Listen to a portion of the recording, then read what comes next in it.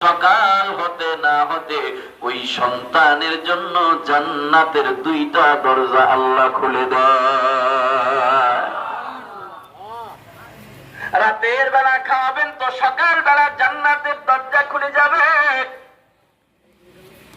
সকাল বেলা মা বাবার মুখে খাবারের লোকমা উঠাইবেন তো রাতের বেলা জান্নাতের দরজা খুলে যাবে। এই শৌলার যুবক ভাই আমার, মা বাবারে খাবার নিয়ে যারা বাগাবাগি করতেছো, ভাই ভাই ঝগড়া করে কয় তুই 2 দিন খাওয়াইলে আমিও 2 দিন খাওয়াবো, 3 দিন খাওয়াবো কা। ওই যুবক জানে না মা বাবাকে খাওয়ানো মানে নিজের জান্নাতের দরজা খোলা। হয় আপনার মরণ দিনে হবে, হয় আপনার মরণ রাতের বেলা হবে।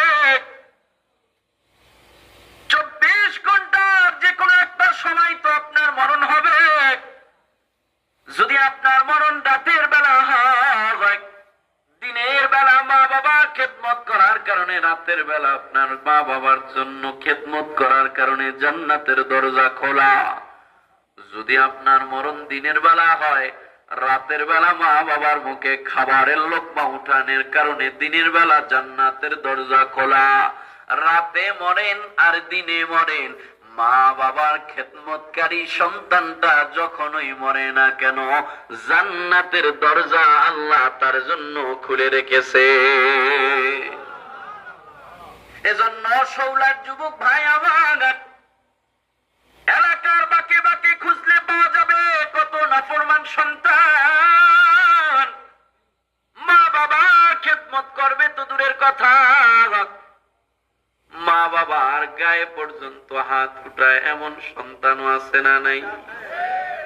আল্লাহ পাকের চূড়ান্ত সিদ্ধান্ত, মা বাবার খেদমত করবে সন্তান, মা বাবার সাথে ইহসান করবে, মা বাবার সাথে সন্তান সদাচরণ করবে। অনেক সন্তান বলতে পারেন হুজুর, মা বাবা যদি আমাদের উপরে জুলুম করে তাইলেও কি মা বাবার সাথে আমরা খারাপ আচরণ করতে পারবো না? আল্লাহর নবী জানা দেয়, ওয়ালাউ কানা কাফিরান, মা বাবা যদি কাফেরও হয়, মুশরিকও হয়, তারপরে দুনিয়ার সন্তান মা বাবার সাথে খারাপ আচরণ করতে পারবে না। সিদ্ধান্ত জোরে বলেন কার?